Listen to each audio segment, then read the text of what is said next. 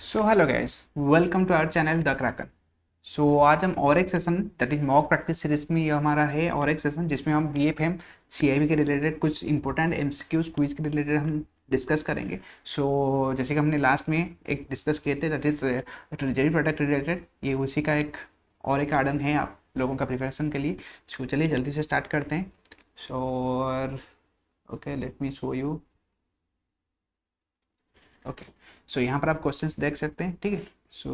कुछ important questions है, बस आप यहाँ पर अपना प्रैक्टिस को है, यहाँ पर आप जल्दी से इसको प्रैक्टिस कर सकते हैं, ठीक है। यहाँ पर हमने प्रीवियसली ये सब कवर किए थे, so will also cover some more and more MCQs.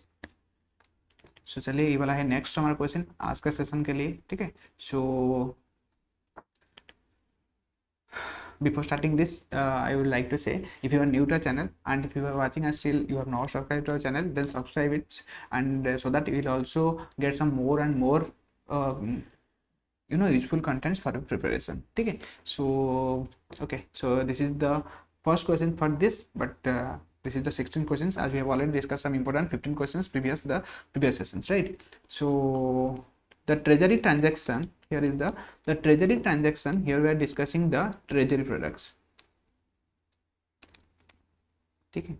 Products, this is module सी, बहुत अच्छा क्वेश्चन है। एंड जो मॉड्यूल आपका ट्रेजरी प्रोडक्ट है, ये आपका समथिंग 15 to 20 मार्क्स आपका कवर करता है और ये आपका थियोरेटिकल इन नेचर है। यहाँ पर आप जितना से ज़्यादा कॉन्सेप्ट थोड़ा ओवरऑल जितना प्रैक्टिस कर लेंगे एमसीक्यू भी, जो आपका वो जो है प्रैक्टिस हो जाएगा एंड आपको कॉन्फिडेंट आएगा एग्जाम में अटेंड करने के लिए, ठीक है।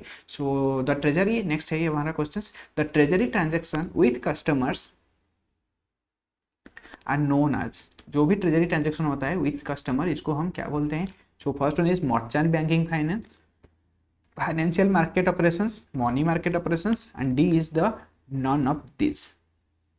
जैसे कि हमारा ट्रेजरी क्या है, आपका इंटीग्रेटेड हो गया है। यहाँ पर बहुत सारा कुछ रिलेटेड है एक साथ। यहाँ पर जो है अगर कस्टमर के साथ रिलेटेड है तो यहाँ पर हम इस ट्रेजरी ट्रांजेक्शन हम क्या बोलेंगे? This is known as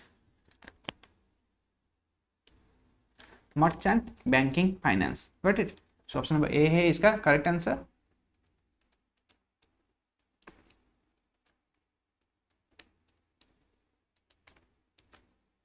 So we'll see the next question. Generally,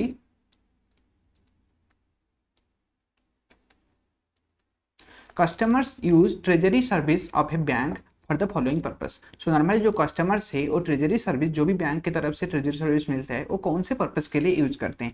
option number A है to hedge export and receivables. Option number B है to raise foreign currency loans, and next one है overseas investment, and next one है option number D all of this. Hedge export receivables, जो भी hedge normally क्या हो जाता है, that is जो हमारा लॉस है उसको हम थोड़ा मिनिमाइज करने के लिए, न्यूट्रलाइज करने के लिए we are using the hedge. जो भी हमारा एक्सपोर्ट रिसीवेबल्स है, ठीक है, एक्सपोर्ट रिसीवेबल्स है उसको हेज करने के लिए, और जो ऑप्शन नंबर बी है इसके लिए भी नॉर्मली कस्टमर यूज करते हैं ट्रेजरी सर्विस को, और ये भी सही है। और नेक्स्ट वन है to raise foreign currency loans. जितने भी हमारा फॉरेंसी जो लोन्स है, that is foreign currency loan, उसको भी रेज करने के लिए वाला जो है ट्रेजरी सर्विस यूज होता है। ओवरसीज इन्वेस्टमेंट, कोई इन्वेस्टमेंट है जो कि ओवरसीज में, उसके रिलेटेड भी इसको यूज किया जाता है। यहाँ पर जो है ऑप्शन नंबर डी है all of this is the correct answer. Next वाला क्वेश्चन देखिए, the driving force of integrated treasury management are. जो भी इंटीग्रेटेड ट्रेजरी मैनेजमेंट है उसके लिए जो ड्राइविंग फोर्सेस है उसमें कौन सा इंक्लूडेड है? फर्स्ट वन है integrated cash flow management, integrated arbitrage, risk management, all of this. इसमें देखिए इसका जो फोर्स आपका है for the integrated treasury management, ये हम बोल सकते हैं जो इंटीग्रेटेड ट्रेजरी मैनेजमेंट को जो फैक्टर्स हेल्प करता है कौन सा है? फर्स्ट वन है आपका integrated cash flow management. Cash flow management जो इंटीग्रेटेड है, ये भी आपका एक एड ऑन करता है।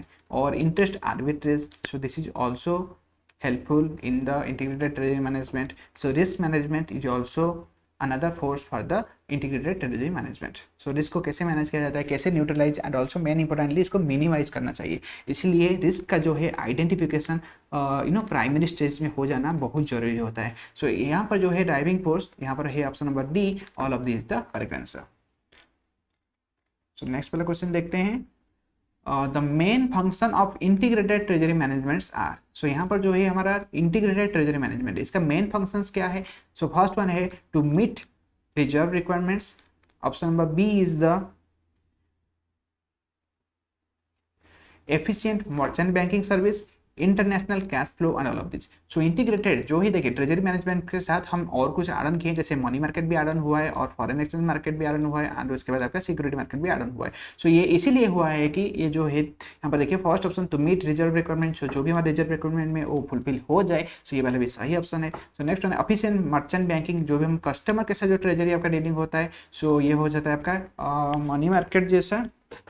सो ये भी हमारा इंक्लूडेड है। So it's like efficient merchant banking, efficient merchant banking service को इफिशिएंट करने के लिए भी एक फंक्शन है इंटीग्रेटेड ट्रेजरी मैनेजमेंट का। सो next one international cash flow, तो जो भी आपका international foreign related cash flow होता है, सो उसको भी थोड़ा मैक्सिमाइज करने के लिए भी ये हमारा एक फंक्शन है integrated treasury management. So all of the three options are correct. So option number D is the correct answer. So यहाँ पर देखिए under the treasury management services profits can be optimized through the combination of. So यहाँ पर जो treasury management में जो profit होता है उसको हम मैक्सिमाइज कैसे कर सकते हैं, ठीक है। सो मैक्सिमाइज करने के लिए कौन सा कॉम्बिनेशन बहुत ज़्यादा जरूरी है? Forex market, money market, security market operations and all of this. So अभी जैसे हम बताए ट्रेजरी मैनेजमेंट को हमने इंटीग्रेटेड बोलते हैं, ठीक है, इंटीग्रेटेड किया गया है, इसमें और कुछ कुछ आपका एड ऑन किया गया है, ठीक है, इसीलिए किया गया है कि इसका जो प्रॉफिट है वो मैक्सिमाइज हो जाए। सो यहाँ पर क्या है आपका फॉरेक्स मार्केट भी एड ऑन किया गया है, मनी मार्केट ऑपरेशन को भी एड ऑन किया गया है and also security market operation को भी यहाँ पर एड ऑन किया गया है। सो यहाँ पर all of the three aboves are helpful in maximizing the profit for the treasury management services, ठीक है। So option number D is the correct answer. So next one है which of the following, which of the following is the function of integrated treasury management. So कौन सा है जो कि आपका integrated treasury management का एक फंक्शन है। सो यहाँ पर asset liability management in the banks, risk management, A and B and none of this. So ऐसे क्वेश्चन हमने शायद अभी सॉल्व किए थे। सो इसका जो आंसर है obviously both A and B, asset liability management भी होता है एंड ऑल्सो रिस्क को मैनेजमेंट करने के लिए भी हमारा इंटीग्रेटेड ट्रेजरी मैनेजमेंट यूजफुल रहता है, ठीक है। So option number C is the correct answer. So treasury management comprises of, so treasury management अगर ये हो गया हमारा ट्रेजरी TM, सो इसमें कौन सा इसमें पार्ट्स है, ठीक है। सो इसमें कौन सा कंप्राइजेस है? देखिए फर्स्ट है funds management, investment management, trading in forex operations. So यहाँ पर ऑब्वियसली ये जो ऑप्शन में हो जाएगा आपका all of this is the correct answer, क्योंकि अभी हम ट्रेजरी मैनेजमेंट क्या हो गया आपका इंटीग्रेटेड। सो इंटीग्रेटेड मतलब जो नॉर्मल हमारा होता है TM ट्रेजरी मैनेजमेंट, उसके साथ आपका जो है मनी मार्केट भी एड ऑन हो गया, फॉरेक्स मार्केट भी एड ऑन हो गया, आपका सिक्योरिटी मार्केट भी आपका इसमें इंक्लूडेड हुआ है। एंड वो क्यों हुआ है? जैसे कि हमने है प्रॉफिट को मैक्सिमाइज करने के लिए। सो यहाँ पर जो है comprises of fund management, investment management and also trading in forex operations, and इसका जो आंसर है option number D. So next वाला क्वेश्चन है globalization is the process of. So जो भी हमारा ग्लोबलाइजेशन हुआ था वो कैसे हुआ था, ठीक है। सो उसका मीनिंग क्या है? सो फर्स्ट ऑप्शन है फ्री फ्लो ऑफ सर्विस, जो ग्लोबलाइजेशन वर्ड यूज है, सो उसको मीनिंग नॉर्मली क्या होता है? So free flow of service and goods, free capital flows among the nations, a minimum regulatory interventions and all of this. So globalization जो हुआ था उसका मेन जो इंटेंशन था वी कैन से उसका ये था कि जो भी हमारा सर्विसेज एंड गुड्स एक कंट्री से दूसरे कंट्री से फ्रीली आपका जो है मूवमेंट उसका हो सकता है। That means import and export को जो है ज़्यादा बैरियर ना रहे, इसमें आपका फ्रीडम मिल सके। सो दैट क्या हुए आपका जो इंटरनेशनल ट्रेड है वो बढ़े एंड उसमें से जो भी हमारा डेवलप्ड कंट्री तो अच्छा है, पर वो जो डेवलप्ड कंट्री जो डेवलपिंग कंट्री है या पुअर कंट्री वहाँ पर का सामान खरीदेंगे, सो दैट वहाँ पर भी आपका जो है इकोनॉमी थोड़ा इंप्रूव हो सके। Got it? सो इसीलिए free flow of services and goods is very necessary for the development of the developing as well as the poorest country.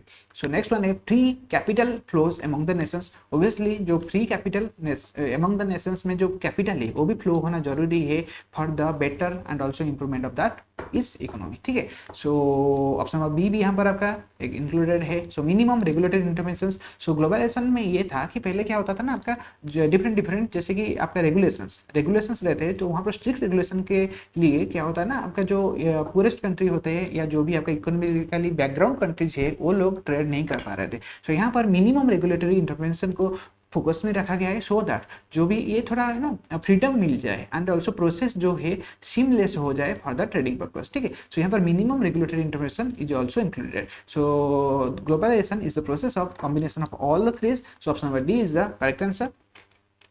So next one देखते हैं, which of the following statement is correct. So यहाँ पर चारों statement है, तो यहाँ पर which of the following statement is correct.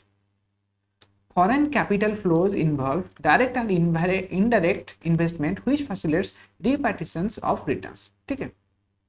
सो जो भी हमारा फॉरेन कैपिटल फ्लो हो जाता है उसमें आपका direct and indirect investment include होता है and also it refacilitate the repatriations of the returns, ठीक है। सो यहाँ पर direct and indirect investment both included होता है आपका फॉरेन कैपिटल फ्लोज में। सो नेक्स्ट वन है, the RBI regulates the capital flows from abroad. So जो भी आपका कैपिटल फ्लो होता है, कैपिटल रिलेटेड जो भी फ्लो होता है, जो भी आपका अब्रोड से जो भी ट्रांजैक्शन होता है, उसको कौन रेगुलेट करता है, that is regulated by the RBI. So यहाँ पर जो है is correct, both A and B are the correct statements. So next वाला स्टेटमेंट देखते हैं, which of the following department of RBI has been renamed since January 2004। जो एक department है जो कि आरबीआई का जो पहले कुछ था ओल्ड में था, सो वहाँ पर उसको रिन्यूड किया गया है एंड उसको रिनेम्ड किया गया है फ्रॉम जनवरी 2004।